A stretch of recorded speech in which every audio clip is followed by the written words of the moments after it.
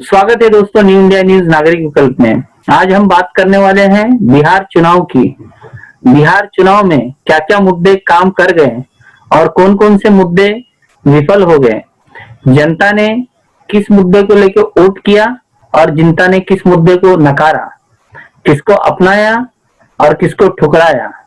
आज इस बारे में बात करने के लिए हमारे साथ है समाजवादी पार्टी से अजहर सिद्दीकी साहब और उनसे हम बातचीत शुरू करेंगे। राष्ट्रवादी से भी एडवोकेट तनवीर फारूकी हमारे साथ जुड़ने वाले हैं। जैसे जुड़ते हैं हम उनके साथ भी बातचीत जारी रखेंगे। अजहर साहब, स्वागत है आपका हमारे न्यू इंडिया न्यूज में। जी अजहर साहब, बिहार चुनाव देश का अपना पहला चुनाव नजर आ रहा है। अगर एनडीए और महागठबंधन को देखे, अगर दोनों ही सिर्फ मुद्दों की राजनीति करते हुए नजर आए, सिर्फ रोजगार का मुद्दा चला, बाकी सब मुद्दे फेल होते हुए नजर आ रहे हैं सर। देखिए मुश्ताक जी, बता दूं कि आज बिहार की जनता काफी चीज देख चुकी है पिछले 15 वर्षों में। सुशासन के नाम पे किस तरह कुशासन हुआ बिहार में, किस तरह बिहार के लोगों को पलायन करना पड़ा, बाढ़ से हर वर्ष किस तरह लोग परेशान रहे, लॉकडाउन में किस तरह मजदूर, हमारे भाई मजदूर जो दिल्ली, मुंबई और गुजरात से चलकर अपने घरों तक गए, इस तरह कुशासन बाबू का और केंद्र सरकार ने आवाम को परेशान किया पैदल चलने पर। तो ये सारे चीज एक मुद्दे थे। बेरोजगारी अपने चरम पर थी बिहार की, तो ये सारे चीज पे जनता बदलाव चाह रही थी और जिसका एक विकल्प था महागठबंधन। समाजवादी पार्टी चुनाव नहीं लड़ी, लेकिन आरजेडी को अपना पूरा समर्थन दिया बिहार में कि आप चुनाव लड़ो और सरकार बनाओ, हम आपके साथ। जिस तरह का जनता का मैंडेट मिला, जिस तरह जनता परिवर्तन चाह रही थी, जिस तरह बिहार में अभी एग्जिट पोल में मजबूरी में मीडिया दिखा रही है कि 150 के करीब है, मैं ये बताना चाहता हूँ कि महागठबंधन की सीट 200 के पार जा रहा है। जिस तरह विपक्ष को, जिस तरह सरकार को, नीतीश को और जिस तरह जातिवाद कार्ड खेलते हैं हमारे देश के प्रधानमंत्री गिरिराज सिंह जैसे नेता को लोगों ने नकार दिया सिरे से, और किस तरह बिहार को एक युवा मुख्यमंत्री देने जा रहे हैं बिहार के लोग। मैं उन्हें ढेर सारी शुभकामनाएं देता हूं बिहार के तमाम वोटर्स को, जिन्होंने महागठबंधन को सपोर्ट किया और नीतीश और भाजपा जो कि 15 साल से बिहार वासियों को ठगने का काम कर रही थी, उसको विपक्ष नहीं बल्कि घर बैठने का अवसर प्रदान कर दिया। जी सर, कहीं ये एक पहला चुनाव नजर आ रहा है जहाँ पे तुष्टीकरण नहीं कर पाई भाजपा। ये पहला चुनाव है। देखिए, इससे पहले भी झारखंड में चुनाव हुआ, झारखंड में बहुत सारे वादे इरादे हुए हैं। यहाँ पर भी झारखंड के लोगों ने किस तरह भाजपा को सत्ता से दूर किया। देखिए, जनता जनार्दन होती है, आप ज्यादा दिन इन्हें बेवकूफ नहीं बना सकते, आप ज्यादा दिन इनके साथ खिलवाड़ नहीं कर सकते।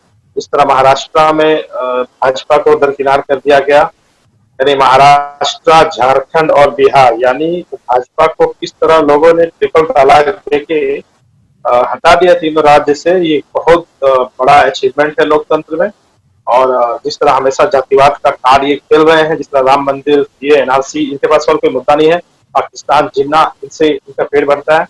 तो मुझे लगता है बिहार की जनता ने, बिहार के लोगों ने साबित कर दिया कि बिहार के लोग एक अच्छी राजनीति में विश्वास करते हैं, एक अच्छे नेता पे विश्वास करते हैं, जिससे हमारे युवा नेता, हमारे युवा भावी नहीं अब तो मुख्यमंत्री बनने के कगार पे हैं। मैं उन्हें समाजवादी पार्टी के तरफ से उन्हें ढेर सारी शुभकामनाएं देता हूँ। तो बिहार की जनता ने ये मैंडेट साफ किया है। तारीख तक रुक जाइए बधाइयां देने के लिए, मेरे हिसाब से फैसला आ जाने दीजिए। देखिए, मैंडेट स्पष्ट है, चुनाव से पहले भी मैंडेट स्पष्ट था। किस तरह नीतीश की रैलियों में नीतीश जी मुर्दाबाद और प्याज और चप्पलें फेंके गए, इससे मैंडेट साफ हो गया। और किस तरह तेजस्वी यादव की रैली में उमड़ती हुई भीड़ ने, ये सिर्फ आड़े से बुलाए गए लोग नहीं थे, इन्होंने वोट भी दिया।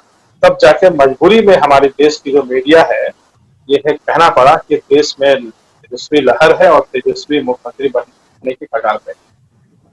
जी, मैं जो देख पा रहा हूँ ना, तेजस्वी जी ने क्या क्या मुद्दे उठाए, एनडीए ने क्या क्या मुद्दे उठाए, महागठबंधन ने क्या क्या मुद्दे उठाए और एनडीए ने क्या क्या मुद्दे उठाए। एक 31 साल का नौजवान जो जिसको बोलते हैं ना 31 साल का नौजवान नीतीश कुमार जी की मेरे ख्याल से 69 साल की उम्र है, एक टक्कर देने के मोड़ में आता है। सिर्फ एक वादे को लेके साल का नौजवान आता है और एक मुद्दा उठाता है, 10 लाख लोगों को मैं नौकरियां दूंगा। रोजगार और नौकरी को लेके बहुत सारे लोगों में तर्क वितर्क है, कुतर्क है, जो भी हम कहें वो है, लेकिन एक ही मुद्दे को लेके लोग तेजस्वी यादव के साथ नजर आने लगे थे। उसके बाद हालांकि बीजेपी ने 19 लाख नौकरियों का वादा किया, लेकिन लोगों ने क्या उस पर विश्वास नहीं किया। यहाँ पे बात वादे की, विश्वास की आ गई। जी अजहर साहब। और 14 के चुनाव में हर साल हम पूरे देश युवाओं को नौकरी देंगे, लेकिन आज 2 करोड़ नौकरी नहीं बल्कि 2 करोड़ अनएम्प्लॉयमेंट हुआ है हर साल। भारतीय जनता पार्टी हमेशा इस चीज को जुटलाती रही है। इसका निष्कर्ष हुआ कि आज उत्तर बिहार में 4 करोड़ युवा ने देखा कि एक नया जोश का इंसान रोजगार की बात कर रहा है और यकीनन वो देगा। पहले तो भाजपा ने इससे मजाक उड़ाया कि 10 करोड़ रोजगार हम कहाँ दें, कैसे दे पाएंगे तेजस्वी। बाद में अपने घोषणा पत्र में 19 करोड़ रोजगार देने की बात, 19 लाख कहा। कहीं ना कहीं ये जनता अपने आप को समझ रही थी कि ये झूठ हो रहा है, ये जुमला हो रहा है। इस तरह बिहार के 12 करोड़ जनता ने, बिहार के तमाम वोटरों ने इस चीज को समझने का प्रयास किया और जो पलायन, जो बिहार की सबसे बड़ी समस्या रही है, शराबबंदी के नाम पर जिस तरह युवाओं में शराब की तस्करी हुई है। जी अजहर भाई, मैं वही पूछना चाह रहा था। मोदी की 19 लाख, उसके अपोज में तेजस्वी जी के 10 लाख, लोगों ने तेजस्वी के 10 लाख को पसंद किया और 19 लाख को नकारा। तो कहीं ना कहीं बीजेपी ने विश्वास खोया है।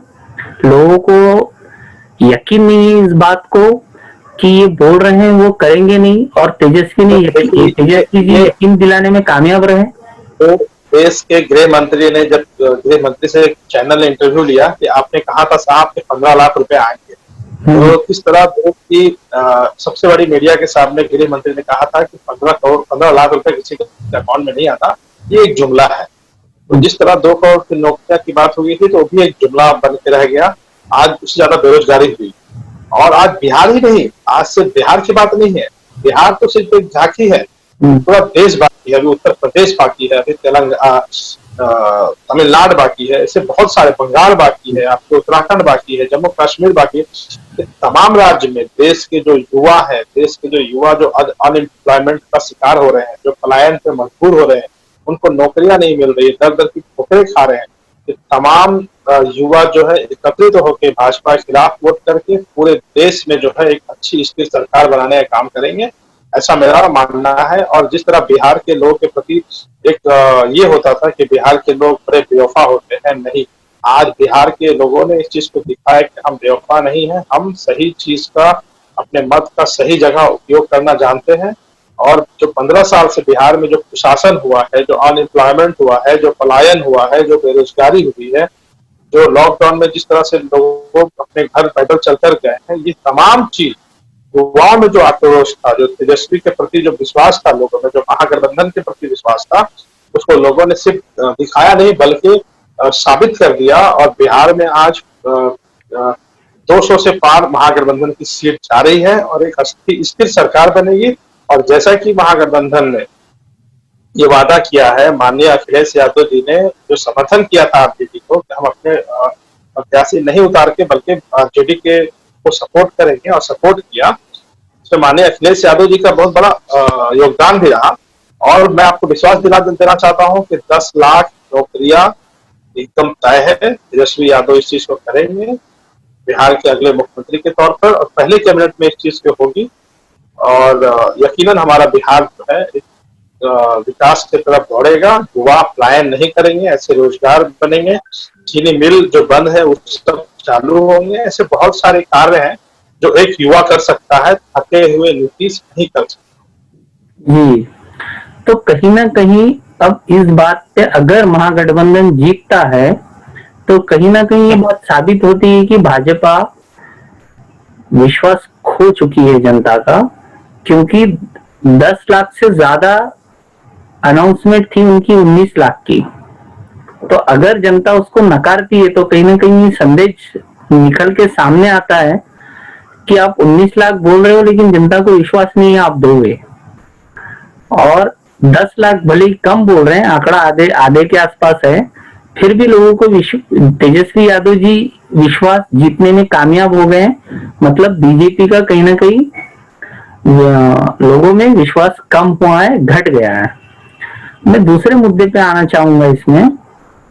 जब भी मोदी जी को देखा गया चुनावी रैलियों में, ये बोलते हुए देखा गया जंगल राज, तो कहीं ना कहीं ये भी जनता में संदेश गया है क्या कि ये लोग 50 साल भी अगर सत्ता चला ले तो उसके 50 साल पहले की बात करेंगे। नीतीश कुमार जी थक चुके हैं, थके हुए इंसान हैं। मोदी जी झूठ बोल बोल के पब्लिक को गुमराह करने का काम कर रहे हैं, जातिवाद काट खेल रहे हैं, राम मंदिर, सीए, एनआरसी, पाकिस्तान जिन्ना पे वोट मांगते हैं, विकास के मुद्दे पे वोट मांगते हैं, विकास किया नहीं।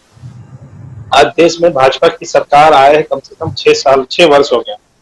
बावजूद आज देश में जो अनएम्प्लॉयमेंट है, आप 2014 से पहले अगर देखेंगे तो ये हमारा देश का जो आंकड़ा था अनएम्प्लॉयमेंट का, वो बढ़ा है पिछले 6 वर्ष में। पलायन का मुद्दा बिहार में सबसे बड़ा रहा है और आए दिन बिहार के नौजवान, बिहार के युवा, बिहार के लोग पलायन करने मजबूर हुए। आपने 15 साल सरकार में, आपने 15 साल बहुत होता है किसी राज्य को संवारने उछालने के लिए। माननीय अखिलेश यादव ने 2.5 वर्षों में जो काम कर दिए, योगी जी 5-4 साल होने वाला है, कुछ काम नहीं करता उत्तर प्रदेश में, सिर्फ रिबन काटने में लगे। एक काम करने के लिए थोड़ा क्षण काफी है। ये 15 साल मिला, जनता ने 15 साल आपको दिया। 15 साल में आपने पलायन नहीं रोक पाए, चीनी मिल नहीं चालू कर पाए, रोजगार के नए अवसर नहीं पैदा कर पाए। राज्य सरकार और केंद्र सरकार मिलकर काम की, डबल इंजन की सरकार काम की। बावजूद अगर अनएम्प्लॉयमेंट हुआ है, बावजूद अगर प्रवासी मजदूर परेशान हुए हैं लॉकडाउन में, बावजूद अगर प्रदेश की स्थिति दयनीय हुई है, तो इसका जिम्मेदार सिर्फ नीतीश है। क्योंकि आप बार बार जंगल राज करने से नहीं चलेगा। आप युवाओं को नौकरी चाहिए, रोजगार चाहिए, उनको जो फसल होता है उसकी सही कीमत चाहिए। शराबबंदी के नाम पर जो आपने ऑनलाइन शराब का जो काम किया है, ये बिहार के युवा को आपने शराबी बना दिया है, बिहार के युवाओं को आपने तस्कर बना दिया है। ये सबका जवाब जो है जनता ने दे दिया है, ईवीएम में अपना मत कैद कर दिया है, दे दिया है। और मुझे पूरा विश्वास है कि 10 तारीख को महागठबंधन की फुल मेजोरिटी की सरकार बनने जा रही है। 11 साल बहुत होता है। आप देखिए दिल्ली में अरविंद केजरीवाल जी की सरकार है, 5 साल लोगों का सेवा किया, लोगों ने फिर से बहुमत दिया और अच्छा काम कर रहे हैं। इसके लिए हम भी उनको समर्थन करते हैं, इस तरह काम कर रहे हैं दिल्ली में। जनता को आप लाइट का बिल 200 यूनिट कम देख कर दिया, आपने पानी कर दिया, आपने मोहल्ला क्लिनिक बना दिया, आपने महिलाओं के लिए अच्छा काम कर दिया। तो इस पे पब्लिक जानती है, पब्लिक को फायदा हो रहा है, पब्लिक इसको वोट देगी। जिस तरह बिहार में पिछले 15 वर्षों में हुआ था, भाजपा को 5 साल नहीं 50 साल दे दीजिए तो यही रोना रोएगी वो। क्योंकि उन्हें काम नहीं करना, उन्हें सिर्फ जुमलाबाजी करना है, उन्हें सिर्फ जातिवाद का समीकरण देखना है। ये अमेरिका तक जाके जाति कर क्या है, इसका नतीजा आज आप टीवी में देख रहे होंगे, किस तरह ट्रंप की सरकार गई और वहां पर एक अच्छी सरकार आ गई। तो इस तरह से जाति पे काम नहीं चलेगा। देश का युवा, पढ़ा लिखा युवा इस जात पात से उठकर वोट करेगा और किया भी है। झारखंड में किया है, महाराष्ट्र में किया है, अब जाके दिल्ली में हुआ, अब जाके बिहार में है और अभी कुछ नहीं है, अभी उत्तर प्रदेश भी जाना बाकी है। उत्तर प्रदेश में हमारी समाजवादी पार्टी की फुल बहुमत की सरकार आ रही है। आप कार्यकर्ताओं को डरा रहे हैं, आप कार्यकर्ताओं को अरेस्ट कर रहे हैं, आप कार्यकर्ताओं पर लाठीचार्ज करवा रहे हैं। बावजूद समाजवादी पार्टी का हर एक कार्यकर्ता अपने सीने को तान के खड़ा है उस क्रूर सरकार के खिलाफ। इस तरह अपहरण, जिस तरह हमारी बेटियों की अभी हाथरस का जो मास मसला हुआ था, इस तरह बहुत सारे मसले उत्तर प्रदेश में भी हो रहे हैं। तो ये जो क्रूर सरकार है, इसके खिलाफ हर जगह पे आंदोलन शुरू है। युवा जाग चुके हैं, बेरोजगारी अपने आखिरी चरम पे है। इसको देखते हुए वोटिंग हो रहा है। और मैं बता दूं कि बिहार ही नहीं है, पूरे देश में बदलाव का मामला चल रहा है और देश बदलेगा हमारा और भाजपा मुक्त भारत होगा डेफिनेट। कई मुस्लिम महिलाओं ने 2019 में भाजपा का मतदान कर दिया था। और हुआ था, भारी मात्रा में हुआ था, ये हमको लगता है। और हमने इस चीज का एनालिसिस किया था, बहुत भारी मात्रा में मुस्लिम महिलाओं ने किया था। लेकिन सीए एनआरसी आने के बाद, उसके बाद वो मत कहीं ना कहीं टूटता हुआ नजर आ रहा है भाजपा से। बिल्कुल बिल्कुल, आप देख लेंगे अगर रेशो निकालेंगे बिहार का या फिर झारखंड का, जहां भी सीए आने के बाद चुनाव हुए वहां पर मुस्लिम जो महिलाएं थी, जो मुस्लिम वोटर्स थे, ये भाजपा के प्रति अपना एक खिलाफ मतदान हुआ। वहां भाजपा का वोटिंग नहीं हुआ। हाँ, ट्रिपल तलाक एक ऐसा मुद्दा था जिसपे कुछ महिलाएं हमारी ऐसा उनको लगा कि ये इंसाफ वाली बात है, लेकिन बाद में जब इनको पूरी हकीकत मालूम पड़ा तो डेफिनेटली उससे वो चीज बाहर आई और भाजपा को वोट करना, मतदान करना बंद कर दिया। और एक बात बता दूं कि मुस्लिम कहीं ना समुदाय कहीं ना कहीं सीए के बाद झारखंड में जो हार होती है, दिल्ली में जो हार होती है, और अब बिहार में जो हार होती है, तो कहीं ना कहीं इस तरफ संदेश जाता हुआ दिख रहा है कि जो मुस्लिम महिलाओं का, जो मुस्लिम महिला मतदाताओं का जो योगदान था, उसके वजह से भाजपा को बहुत सारा फायदा होता था। अब वो नहीं होगा तो भाजपा का जीत के आना बहुत मुश्किल है। देखिए, देश में 25 से 30 करोड़ मुस्लिम वोटर्स हैं, मुस्लिम लोग रहते हैं यहाँ पर। और किसी भी आप जाति के आधार पे, धर्म के आधार पे कोई कानून लाइएगा, ये बेहद दुर्भाग्यपूर्ण है। देश इसको स्वीकार नहीं करेगा।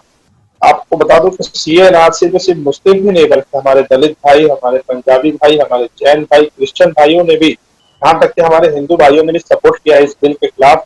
ये गलत है, किसी भी धर्म के अनुसार इस बिल को नहीं लाना चाहिए। तो ये साफ मैंडेट किया। और झारखंड में रहने वाले हमारे आदिवासी भाई, जिन्होंने साफ उस चीज का विरोध किया और बहुत बड़ा मतदान का प्रयोग हुआ और भाजपा यहाँ पर अपनी मुख्यमंत्री की जो सीट थी उसमें भी बहुत बुरी तरह से उनकी हार हुई। ये चीज को दर्शाता है कि देश बंटवारे के मोड में बिल्कुल नहीं है। ये देश 130 करोड़ लोगों का देश है। ये देश किसी जाति या मजहब से बिलोंग नहीं करता, बल्कि इस देश में रहने वाले तमाम धर्म और मजहब के लोग आपस में रहते हैं, ताकि एक हिंदुस्तान है और एक हिंदुस्तान ऐसा देश है जिसमें तमाम मजहब के लोग रहते हैं। और यही इसकी खूबसूरती है, जिसको बचाने की जिम्मेदारी 130 करोड़ जनता का जिम्मेदारी। जो मैं पूछना चाह रहा हूँ, ये पूछना चाह रहा हूँ कि भाजपा हमेशा अक्सर जीत जाती थी, हर जगह पे उसकी जीत नजर आती थी। उसके बाद सीए एनआरसी आने के बाद दिल्ली, झारखंड, मेरे ख्याल से सबसे पहले झारखंड,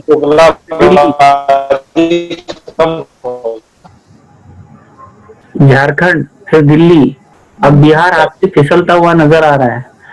तो जो मुस्लिम मतदाता है, मुस्लिम महिला मतदाता है, उनका कहीं ना कहीं योगदान था भाजपा को जिताने में, और अब उनका योगदान बन रहा है भाजपा को हराने में। क्या ये सही है? बिल्कुल बिल्कुल, मैं बता दूं कि देश की जनता ने एक कोड बना लिया है कि हम उसी सरकार को चुनेंगे जो देश का विभाजन नहीं चाहता हो। हम उसी सरकार को चुनेंगे जो रोजगार देने की बात करता हो, सबको लेके साथ चलने को तैयार हो। ऐसे बहुत सारे मूलभूत सुविधाएं हैं जो दे। और आज जो वोटिंग हो रहा है वो विकास के नाम पे हो रहा है। जातिवाद पे वोटिंग होना बंद हो गया। अब वोटिंग हो रहा है विकास के मुद्दे पे, वोटिंग हो रहा है पलायन के खिलाफ, वोटिंग हो रहा है सीए एनआरसी के खिलाफ, और देश को तोड़ने की हर वो कोशिश के खिलाफ हो रहा है। जो भी देश को तोड़ने की बात करेगा, आज मतदाता सब जागरूक हो चुके हैं। आज बिहार में जो वोटिंग का परसेंटेज आप देख लीजिए, आज बिहार में जिस तरह से ओपिनियन पोल आ रहा है, आपके सीमांचल जहां मुस्लिम बहुल क्षेत्र है, वहां पर साफ महागठबंधन को वोट परसेंटेज बढ़ा हुआ दिखाई दे रहा है। कहीं ना कहीं मुसलमानों का एक मैंडेट है कि हम जो देश को तोड़ने की बात करेगा, जो देश में आपस भाईचारों को तोड़ने का काम करेगा, हिंदू मुस्लिम की बंटवारे की बात करेगा, हम उसको सिरे से नकार देंगे। हम उसको वोट नहीं देंगे। जो विकास की बात करेगा, जो रोजगार की बात करेगा, जो युवाओं को पकौड़ा नहीं बल्कि अच्छी नौकरी की बात करेगा, हम उसको वोट करेंगे। और आज बिहार में वही हुआ।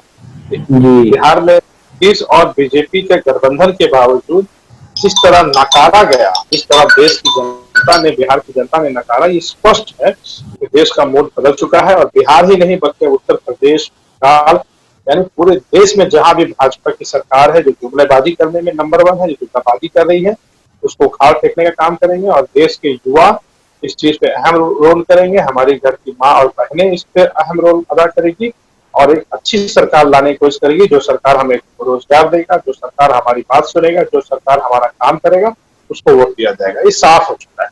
जी, नीतीश कुमार जी बिहार में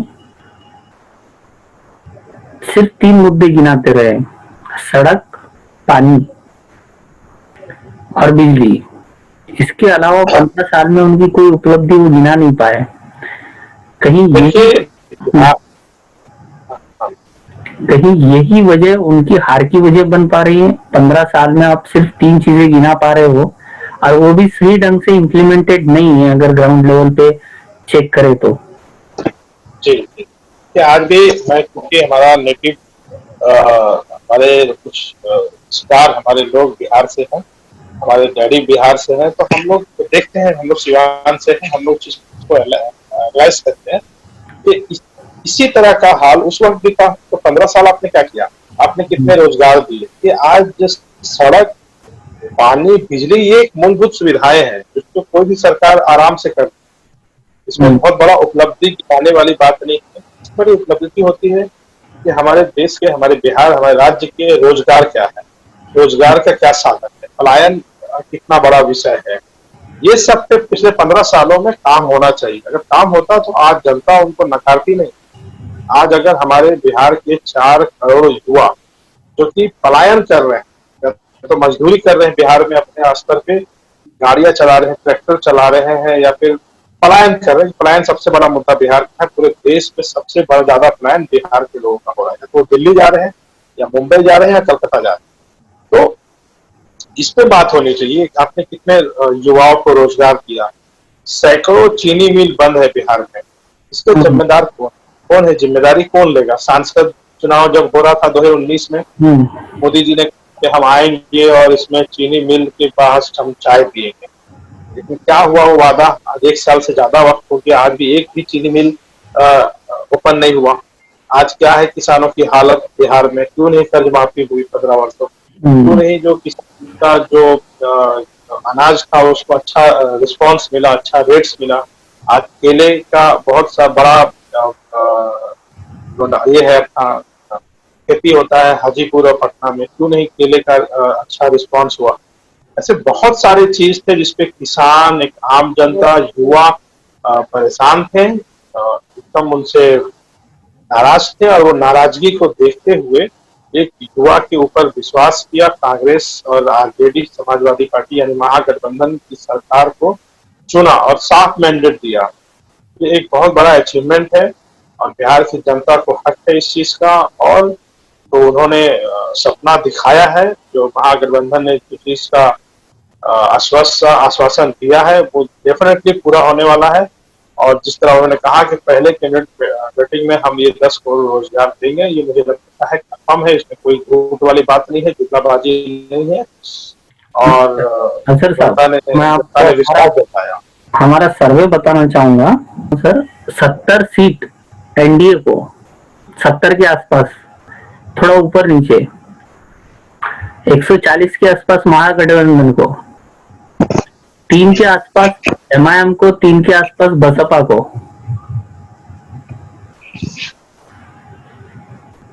सीट बढ़ेगी मुश्ताक जी, सीट इसमें बढ़ना है, क्योंकि हम जो हमारा जो सर्वे है, हमने जो जिस चीज का आकलन किया है, सिवान, गोपालगंज, पटना और किशनगंज, कटिहार, अररिया में, इस सब चीजों में सब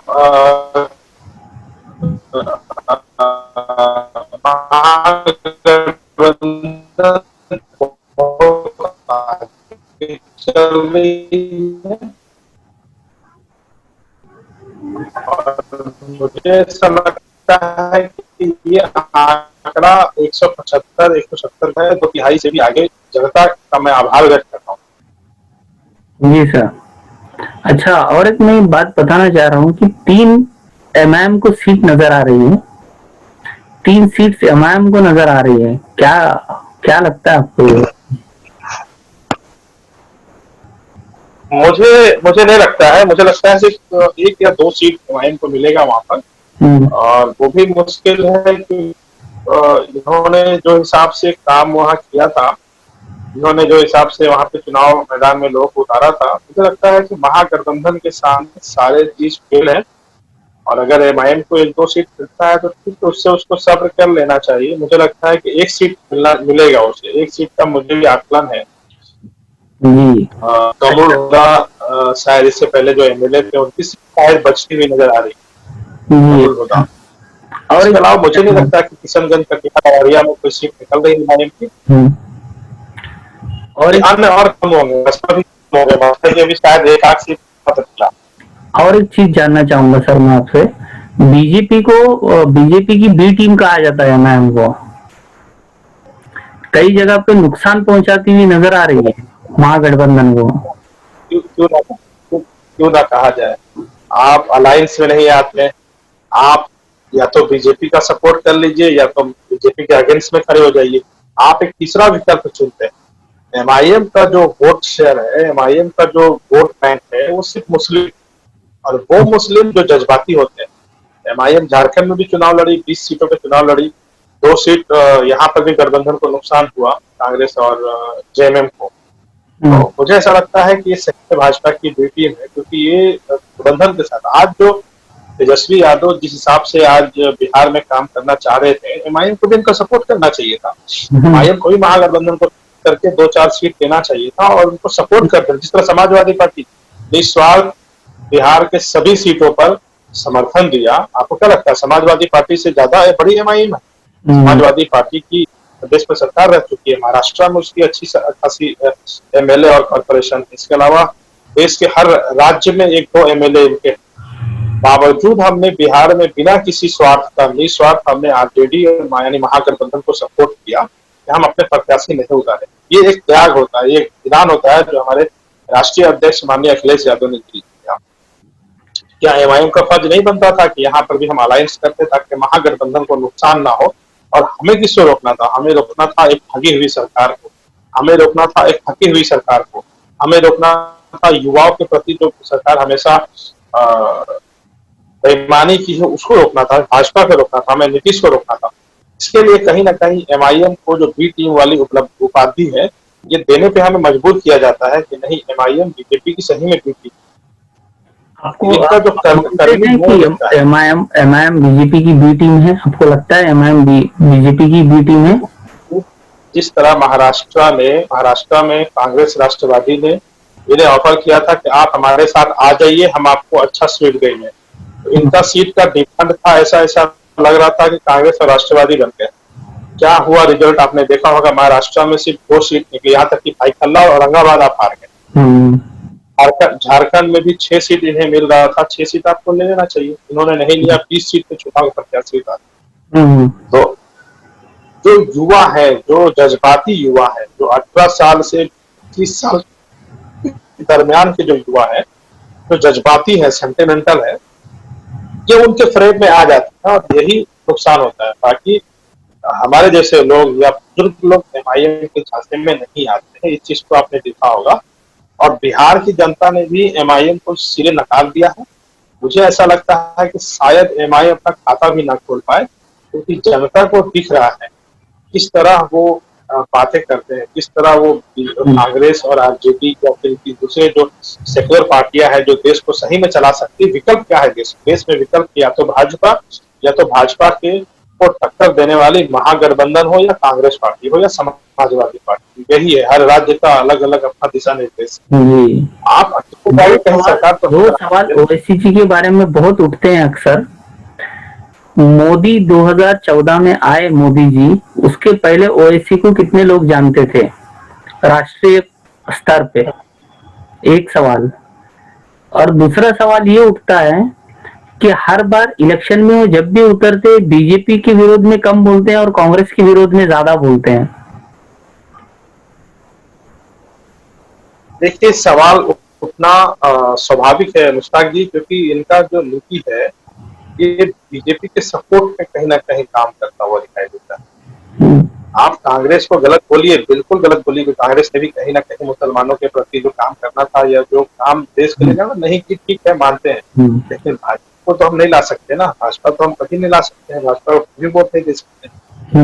तो विकल्प क्या है? दूसरा विकल्प है नहीं। अगर राष्ट्र का चुनाव है तो विकल्प सिर्फ कांग्रेस और बीजेपी है।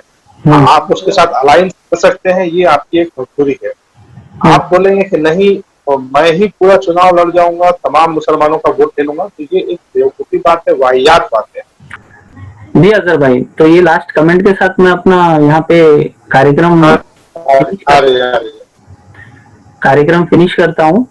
आपने अपना बहुत कीमती वक्त हमारे साथ शेयर किया सर, उसके लिए मैं आपका शुक्रिया अदा करता हूँ न्यू इंडिया न्यूज की तरफ से।